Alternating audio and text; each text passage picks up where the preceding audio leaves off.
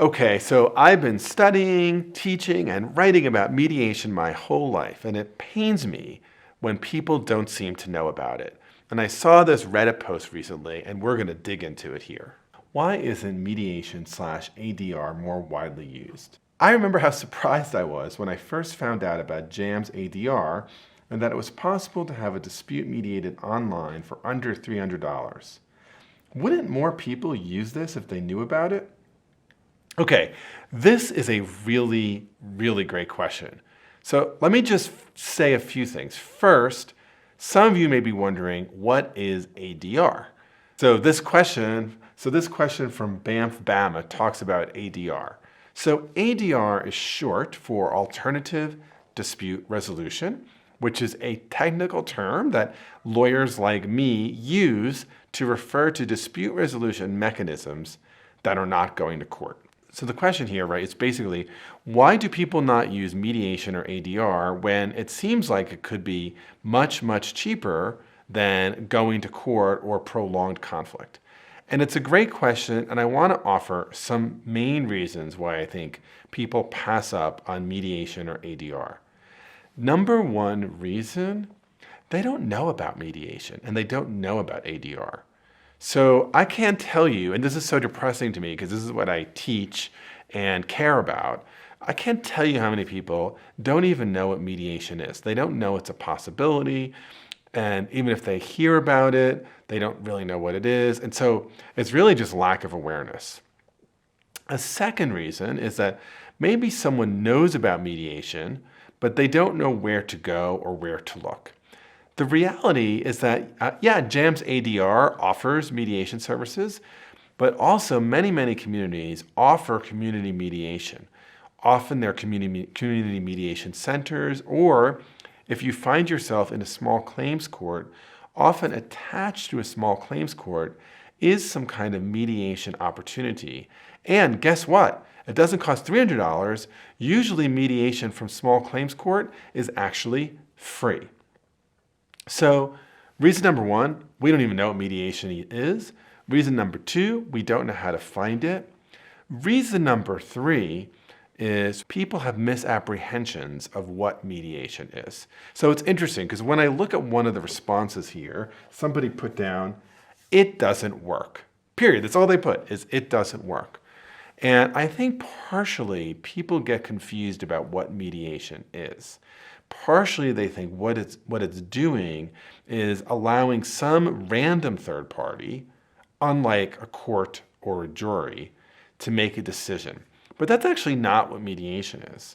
Mediation is using a third party neutral to actually help the parties come up with an agreement that both parties or all parties will be satisfied with. So in fact, what a mediator is really trying to do is preserve things like the autonomy of each of the parties.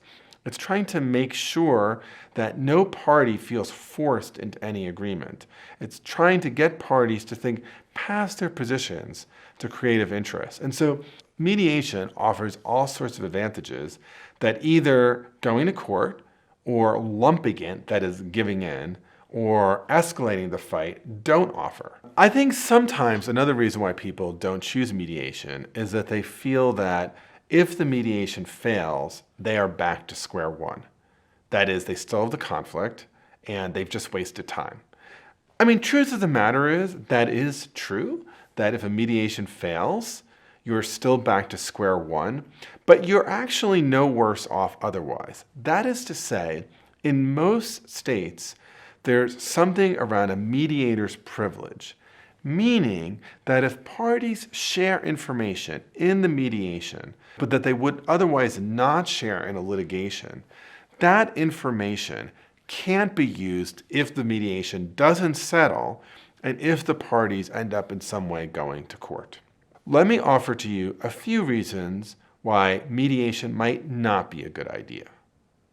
First, if neither you nor the other side are actually willing to think creatively or to compromise, then mediation isn't for you. So one of the ways that mediation will necessarily be a failure is if you think that the mediator is going to tell you that you're right and they're wrong.